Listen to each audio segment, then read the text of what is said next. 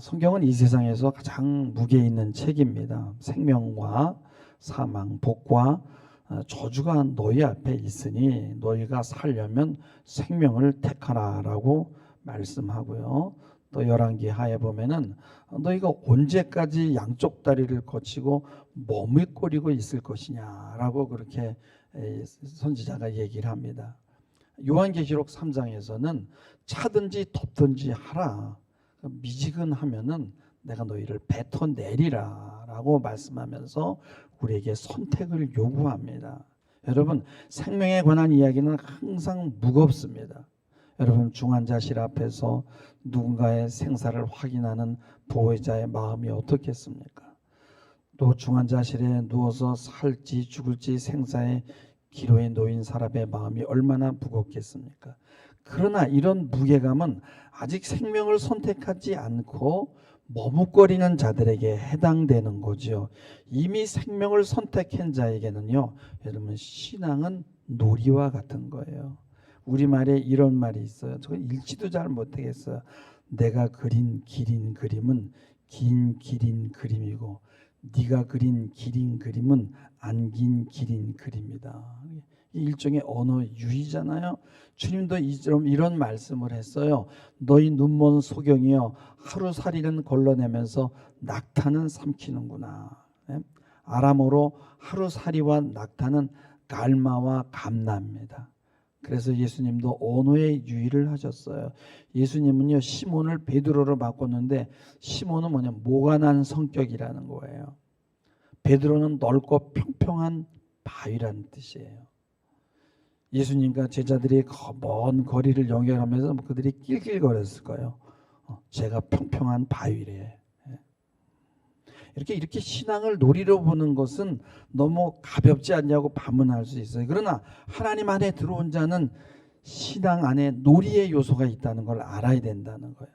여러분요, 이 존재가 안정적으로 해결된 아기는요, 엄마의 눈과 코를 바라보면서요, 또 어떻게 합니까? 엄마의 머리카락을 만지면서 놀이를 합니다. 우리는 상대를 죽여야만 살 수 있다는 그런 오징어 게임에 중독돼 있어요. 그래서 우리가 참 정치판을 보면 마음이 이 얼굴이 찡그러지니 왜 그래? 이 정치가 원래 놀이인데 그들은 상대를 죽여야만 자기가 산다고 생각하잖아요. 이렇게 되면 정치판은 도박판이 되는 거예요. 여러분, 자녀가 아버지에게 가까이 다가가면요, 힘없는 아빠는요, 항상 자녀에게 현실을 직시하게 합니다. 너 세상이 얼마나 각박한 줄 아냐? 철저히 준비해야 돼. 너 학원은 갔다 왔냐? 그러나 힘이 있는 아빠, 자신감이 있는 아빠는요, 자녀의 이야기를 들어주고 아이와 함께 놉니다. 또 자녀가 놀면 부모는 지켜보기도 해요. 이런 차원에서 여러분, 신앙은 놀이입니다. 하나님 아버지는요, 모든 것을 다 같이 넉넉한 분이세요. 여러분요, 좋은 엄마는요, 아이에게 장난감을 쥐어주지 않아요. 금방에다가 이렇게 슬쩍 놓아둬요. 그러면 아이가 장난감을 찾고요, 아, 이거 내가 발견한 거라는 거예요. 내가 찾았어. 내가 발견했어. 그러니까 인생이 악이지만은 재미있어지는 거예요. 근데 여러분, 하나님도 진리를 그냥 주는 게 아니라 살짝 찾을 만한 곳에 숨겨둬요. 근데 우리가 그것을 발견했을 때, 야, 참 재미있구나, 신앙이. 인생이 살맛 나구나. 그래서 파스칼은 빵세에서 이런 말을 했어요. 신은 모든 인간이 인정할 수 있도록 인간 앞에 나타난다는 생각은 옳지 않다. 그렇다고 진심으로 그를 찾는 사람들까지 알아볼 수 없을 정도로 숨어 있다는 생각도 옳지 않다. 그는 그를 찾는 이들에게 온전히 자신을 드러내고 명확히 나타나기를 원하는 반면에 전심으로 피하는 자들에게는 자신을 감추시기를 원하기 때문이다. 그를 찾는 사람은 그를 알 수 있고 찾지 않는 사람은 그를 알 수 없는 표시를 주었다. 오직 보기를 원하는 자에게는 충분한 빛이 있고 이와 반대되는 마음을 가진 자에게는 충분한 어둠이 있다라고 말했어요. 오늘 말씀 1절에서 5절을 보면은 내 아들아, 네가 만일 나의 말을 받고 나의 계명을 간직하고 내 귀를 지혜에 기울이고 내 마음을 명철에 두고 3절에 지식을 불러 구하고 명철을 얻으려고 소리를 높이고 또 운을 구하는 것 같이 그것을 찾고 감추어진 보배를 찾는 것 같이 그것을 찾으면 그러면 여호와 경외하기를 깨달으며 하나님을 알게 되리나 이렇게 말씀하는데 우리가 이 말씀을 오해하게 되면요 이런 과정 말씀을 간직하고 길을 기울이고 불러 구하고 심지어 소리를 높이고 이런 걸 너무 힘든 과정이라고 생각합니다. 근데 여러분 신앙생활이 이렇게 힘들면 누가 하겠어요? 이건 오해입니다. 성경을 잘 봐야 돼요. 진리는 살짝 우리 주변에다 숨겨 놓았어요. 우리 삶 속에도 숨겨 놓고. 그래서 2장 4절에 보면은 은을 구하는 것 같이 그것을 구하며 감추어진 보배를 찾는 것 같이 그것을 찾으면 그것이 뭐야? 찾기 놀이예요. 찾기 놀이. 하나님은 그 진리를 깊이 감춰둔 게 아니에요. 옛날에 우리 소풍 가면요. 요즘에는 그런 게 있는지 모르겠습니다만 보물찾기라는 걸 했어요. 거기 번호가 쓰여져 있고요. 도장이 찍혀 있어요. 교장 선생님의 도장이 이렇게 찍은 쪽지를 숨겨놓는데 학생들이 이 보물을 못 찾게 이렇게 깊이 숨겨두는 게 아니라 그냥 돌 밑에다가 살짝 끼워놓고 나무 사이에다가 살짝 올려놓고 그래가지고 조금만 두리번거리면 찾을 수 있게 숨겨 놓았어요. 근데 여러분요 그거를 이게 찾았을 때 오는 기쁨은요 선물보다 더 좋아요. 내가 찾았다. 내가 발견했다. 왜 이렇게 해요? 놀이니까. 숨바꼭질 할 때도요 여러분요 아이들은요 숨을 때 보면은 찾을 만한 곳에 들킬 만한 곳에 숨어요. 근데 깊이 숨어버리잖아요. 그럼 아이들 재미없다고 다 집으로 들어간단 말이에요. 신앙도 마찬가지예요. 놀이입니다. 하나님을 진리를 우리가 찾을 만한 곳에 숨겨 놓았어요. 근데 그냥 이게 진리야라고 주어지는 게 아니라 내가 찾은 것처럼 하는 거예요. 그래서 내가 찾게 되면요 신앙생활이 정말 살맛 나게 되는 거예요. 그게 하나님이 신앙을 놀이로 만드신 거예요. 여러분요 인생을 먹고 살기 위해서 돈을 벌기 위해서 살면요 인생 재미없어요. 돈 버는 일이 엄청 재미있어야 되거든요. 근데 놀이의 요소가 사라지고 경쟁이 들어오고 상대를 이겨야 되고 그래서 은행에서 돈을 빌려야 되고 그러면 이자 날짜가 금방금방 다가오고 이렇게 되면 놀이의 요소가 사라지게 되는 거예요.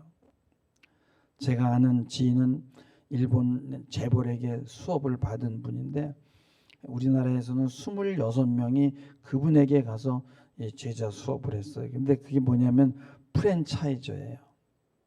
근데 우리나라에서 이 사업에 성공한 사람들은 다 그분에게 가서 수업을 했어요. 유명한 통답직도 그렇고 미스터 피자도 이분에게 수업을 했어요. 지금 미스터 피자가 있는지 모르겠어요. 제가 아는 이 지인이 바로 26명 중에 한 분인데 이 제자들이 대부분 다 성공해서 프랜차이저를 통해 돈을 많이 벌었어요. 그러나 놀이의 요소가 사라지고부터는 내리막을 달리는 겁니다. 돈을 벌려고 하는 그 목표도 중요하지만은 돈 버는 과정에 놀이가 돼야 되거든요. 성공 신화에 빠져가지고 중독이 되면은 내리막길을 달리게 되는 거예요. 재미있고 즐거운 일에도요, 여러분 규칙이라는 게 있어요. 축구에도요 심판이 있고 어떤 제한된 그런 게임의 룰이 있는 거예요. 놀이에도 항상 범위가 있습니다. 그 밖으로 나가면 안 되는 거예요. 근데 그 규칙을 어기고 모험을 하기 시작하면요 놀이가 사라지고 도박이 됩니다. 도박판으로 번 돈은 어떻게 됩니까? 또 쉽게 나가잖아요. 신앙생활도 마찬가지입니다. 재미를 찾아야 돼요. 사실 우리 삶이 신앙이거든요. 하나님은요 말 잘 들으면 비스켓 하나 주고 말 안 들으면 때리는 그런 분이 아니세요. 여러분요 신앙생활은요 보물찾기 놀이라고 한번 생각해 보세요. 신앙의 놀이는요 말씀 안에서 노는 거예요. 야 말씀에 순종했더니 이 말씀대로 이루어지네. 말씀이 정답이네. 정말 신기하네. 그렇게 되는 거예요. 여러분 공부 잘하는 아이들 한번 보세요. 공부하지 말라고 말려도요 몸이 마르도록 공부를 해요. 왜요? 그 공부가 놀이니까 재미있으니까. 제가 매일 밤 9년 동안 산에 올라가서 기도를 했어요. 근데 어떤 사람은 그래요. 야, 지겨워서 어떻게 그 9년 동안 기도를 했냐. 전 너무 재미있었어요. 해발 700m가 되는 보현봉을요 9년 동안 올라다녔어요. 그때 건강이 안 좋아졌는데 등산을 하니까 건강이 좋아졌고요. 또 기도하게 되면 응답도 받게 되고 환상을 보고 엄청 재미있었어요. 여러분, 새벽 기도하는 사람들이 지겨운 가운데 하는 게 아니에요. 끝나고 나면 몸이 가볍고 콧노래하면서 교회를 떠나게 됩니다. 정말 재미있어요. 하나님이 여러분 재미없게 하고 믿으라고 하지 않는단 말이에요. 우리나라에 보면은 이 아이들과 놀이가 있는데 우르르르 깍꿍 놀이가 있어요. 아이들에게 먼저 우르르 이렇게 하는 거예요. 우르르 그러다가 아이가 집중을 하잖아요. 그 다음에 깍꿍 하면요 아기가 까르르 하고 웃는 거예요. 우르르 할 때 아기가 아이 컨택을 하면서 이게 뭐지 하면서 눈을 쳐다보잖아요. 여러분 마찬가지에 하나님과 먼저 눈이 맞아야 돼요. 그러기 위해서는 말씀을 내 이 마음에 놓고 입에다 놓고 읊조리고 묵상해야 됩니다. 이게 바로 우르르르라는 워밍업이에요. 워밍업도 하기 전에 교회 나와서 여러분 깍꿍만 달라고 하면 안 된단 말이에요. 하나님과 눈이 맞아야 되는 거예요. 말씀을 듣지 않고 말씀을 들어도 이해하지 못하면요 여러분 눈 맞춤이 일어난 게 아니에요. 깍꿍해도 재미가 없는 거예요. 하나님을 찾고 그 지혜의 귀를 기울이며 내 마음을 명철에 두고 불러 구하고 찾는 건 뭐예요? 이게 숨바꼭질하고 비슷하단 말이에요. 엄청 재미있어요.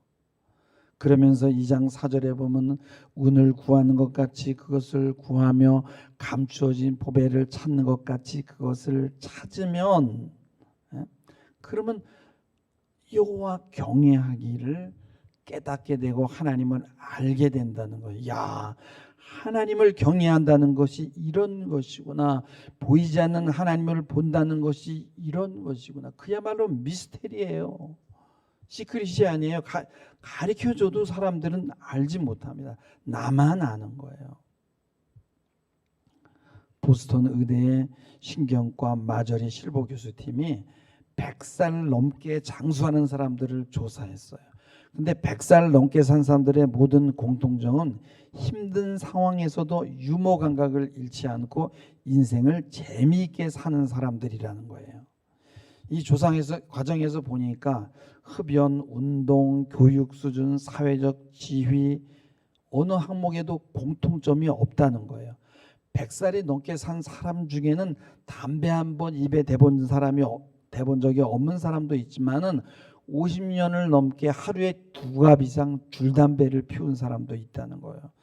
또 어떤 분은 집안일 외에는 운동을 해본 적이 없는 102세가 되는 노인도 있었다는 거예요.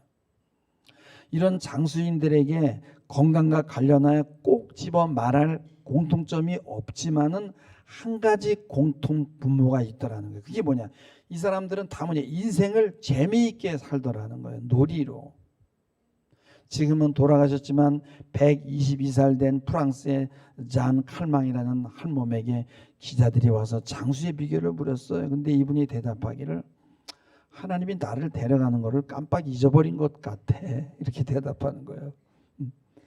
인생을 이처럼 재미있게 사니까 야 세상에 좀 더 두자 이렇게 되는 거. 아유 지겨워 사는 게. 그건 뭐야?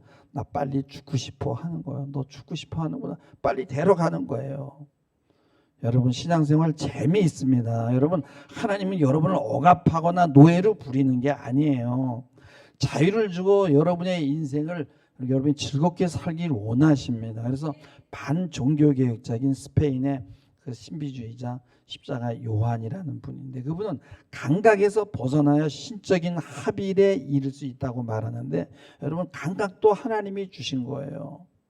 감각, 우리의 오감 속에도요 하나님의 신비가 숨어 있어요. 막 커피 향을 즐기면서 야 하나님이 어떻게 이런 신비한 맛을 숨겨 놓았지? 내가 찾은 거야. 사실 하나님이 먼저 만들어 놓은 것을 우리가 발견한 거잖아요. 브루크스가 쓴 숨은 신이라는 책에 보면은 근대 이후 인간은 과학과 이성, 개인의 자유를 통해서 종교적인 세계관에서 점점 벗어났다는 거예요. 그렇다고 해서 인간에게 여러분이요 종교적 질문 자체가 사라진 게 아니라는 거예요. 오히려 현대의 어떤 이런 문학을 통해서 우리는 왜 선하게 살아야 되는지, 악은 어디서 오는지, 인간의 자유에는 어떤 책임이 따르는지, 인간은 스스로 자신을 구원할 수 있는지에 대해서 묻는다는 거예요. 현대 문학에서 하나님은 직접적으로 등장하지 않지만, 성경의 이야기를 하지 않지만 작가들이 이 묻는 그 질문을 끊임없이 따라가다 보면 그 질문의 밑바닥에는 하나님에 관한 문제가 숨어 있다라는 거예요. 왜 인간은 악을 행하면서 죄책감을 느끼는가? 왜 인간은 정의를 원하는가? 왜 인간은 사랑을 통해 자신을 초월하려고 하는가? 왜 인간은 죽음 앞에서 삶의 의미를 묻는가? 이 말에는 궁극적인 선, 궁극적인 의미, 초월적인 존재에 대한 질문이 자리하고 있다는 거예요. 그래서 하나님은 이 문학 속에, 예술 속에 숨은 형태로 존재한다는 거예요. 그래서 베토벤의 음악과 모차르트 음악 속에서도 또 피카소의 그림 속에서도 하나님은 숨어 계신다는 거예요. 근데 이런 게 다 뭐야? 이 숨을 신을 찾는 게 뭐 이게 다 이게 놀이예요. 어둠과 우울과 저주와 재앙은 십자가에서 하나님이 제거해 주셨어요. 그렇다고 여러분 가볍게 살라는 게 아니에요. 하나님을 알아가는 것은 마치 무슨 보물찾기 하는 것과 같다는 거예요. 놀면서 돌밑도 보고 나뭇가지 사이도 보고 그러면서 하나님이 숨겨놓은 그런 진리를 찾는 놀이예요. 우리가 생각할 때 은이나 보물은 하나님에게 소풍 가서 주는 노트 한 권밖에 안 돼요. 그것보다는 놀면서 하나님의 신비를 발견하고 하나님과 소통하는 그 재미를 알아야 되는 거예요. 신앙생활 신기하고 재미있어요. 영적인 놀이입니다. 제가 노래방 같은 데 안 가요. 왜 그래요? 너무 재미있는 게 많아서. 노래방이 뭐 나빠서 그런 게 아니라 너무 재미있는 게 많아서 노래방 갈 시간이 없는 거예요. 여러분 음식은요 맛있어서 뭐 맛있게 먹어야지만 정상이에요. 죽지 않기 위해서 음식을 먹으면 병든 사람이잖아요.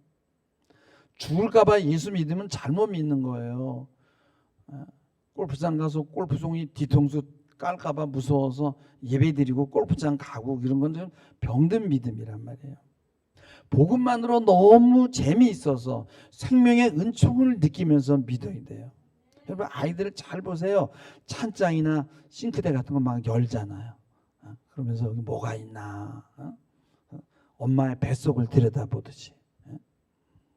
그래서 말라기 3장 10절에 보면은 너희는 온전한 11조를 창고에 들여 나의 집에 양식이 있는가 하고 그것을 나를 시험하여 내가 하늘 문을 열고 너에게 복을 쌓을 곳이 없도록 붙지 아니하나 보라. 이거는 완전한 도박처럼 보이지만요 사실은 놀이에요. 인간이 도박에 빠질 것을 미리 아시고 이런 장치를 해놨어요. 너 그러지 말고 돈놀이 나하고 하자.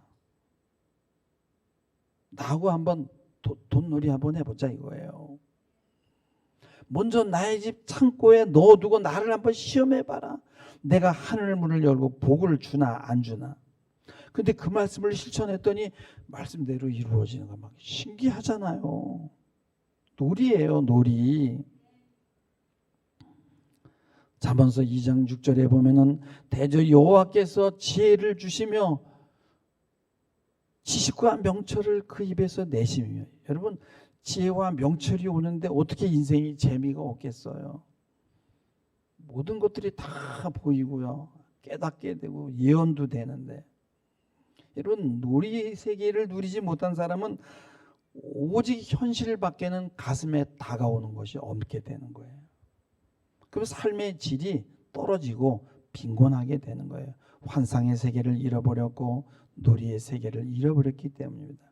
그래서 술 먹고 소리나 지르고 도박하고 노래방 가고 그러면서 영국이나 예술의 세계, 종교의 세계, 신앙의 세계를 알지를 못합니다. 여러분 교회는 세상과 천국의 중간지대잖아요. 그래서 교회는 온갖 영적인 놀이판이 벌어지는 곳이에요. 여러분 교회는 삶의 고통을 순화시키는 곳이에요. 먹고 마시는 예수님의 모습을 보시고 요한의 제자들이 와서 물었어요. 우리와 바인세린들은 금식하는데 어째 당신의 제자들은 금식하지 않습니까? 주님이 말씀합니다. 혼인집 손님들이 신랑과 함께 있을 동안에 슬퍼할 수 있겠느냐? 교회는 주님이 계신 혼인집 같은 곳이에요. 와서 즐거워해야 되는 거예요. 잔치가 벌어지는 거예요. 구원의 기쁨이 있는 곳입니다. 땅과 하늘이 만나는 곳이고 사랑과 하나님이 만나는 곳이에요. 교회는 놀이터입니다. 애들이 와서 놀잖아요. 그게 정상이에요. 이 판을 깨는 게 뭐예요? 성경을 부적으로 보는 거예요. 신앙을 주술로 혼돈하는 거예요. 그래서 복음을 즐기지를 못합니다. 한이 너무 많아가지고. 그래서 가난하게 살았던 한, 못 먹었던 거, 집 없는 한, 고생한 한, 이런저런 한 때문에 즐기지를 못하는 거예요. 우리 사람이 종종 보면은 뭐 식빵을 막 꺼내가지고 토스트에다 굽고 고기를 다지고 막 야채를 썰고 겨자를 바르고 막 커피도 내리고. 내가 너무 힘들어 보여서 여보 아침부터 그렇게 힘 빼지 말고 그냥 밥으로 먹자. 힘들지 않아. 재미있어. 이렇게 준비해서 식구들 먹이고 손자들 먹이는 맛을 당신이 알아? 가만히 보면 놀고 있는 거예요. 놀고 있는 거예요. 여러분 놀지 못하는 건 어디서 옵니까? 놀이터가 없어서 못 노는 게 아니에요. 놀이터 엄청 많아요. 마음에 놀이터가 없습니다. 어떤 분은 놀이터를 제공하면 그 놀이터가 박해 공간이 돼요. 그래서 도망갑니다. 식사하고 가세요 하면요. 눈에 보이는 사람들이 다 자기를 핍박하는 박해자로 보이는 거예요. 마음 안에 너무 나쁜 경험이 많으니까 그것을 밖으로 던지면 주변 사람들이 다 박해자가 되죠. 마치 어린아이가 어떻게 얼굴 낯가린다고 하잖아요. 그런 거예요. 목사는 나쁜 아버지가 되고 자신을 책망하는 나쁜 남편이 되고 술 먹고 때리는 무서운 아버지, 폭군, 벌 주는 사람. 이런 사람은 교회가 놀이터가 되지 못하는 거예요. 신앙생활이 즐겁지가 않아요. 강압적이고 자발적이지 않다면 그 사람은 언젠가는 신앙을 포기하게 되는 거예요. 그렇다면 나에게 무슨 마음의 병이 있지 않나 생각해야 되는 거예요. 여러분 신앙생활은요 엄청 재미있는 거예요. 마지못해 신앙생활하고 행복하지 못하면요 자녀가 그걸 다 보고 있다가 야 신앙생활이 저렇게 강박적으로 하는 거고 저렇게 재미가 없고 지겨운 거구나. 나는 절대 교회 나가지 말아야지. 한국 교회 현실이 이게 젊은 자녀들이 교회 나가는 사람이 없어요. 다 도망갔단 말이에요. 베드로전서 4장 12장 13절에 보면 베드로 역시 연단의 불시험을 이상한 일 당하는 것 같이 여기지 말고 13절에 보면은 거기에 참여하고 즐거워하고 기뻐하고 고난을 갖고 놀이를 하라는 거예요. 여러분 삶에서 오는 이 고통의 이야기들을 서사를 치열한 전투로만 볼 것인지 아니면 창조적이고 열정적인 놀이로 승화할 것인지는 여러분의 선택에 달려 있어요. 여러분 신앙을 놀이로 감당하시기를 주님의 이름으로 부탁을 드리면서 말씀을 맺습니다. 기도하시겠습니다. 주님 참 인생을 재미있게 사는 저희들입니다. 죄로 인해 병든 저희들 이제는 복음 안에서 참된 기쁨을 찾게 하옵소서. 복음을 통해서 또한 삶의 의미를 깨닫게 하시고 복음을 통해서 새로운 삶의 창조와 기쁨을 얻어내는 저희가 되도록 축복하여 주시옵소서. 감사하며 예수님의 이름으로 기도하옵나이다. 아멘.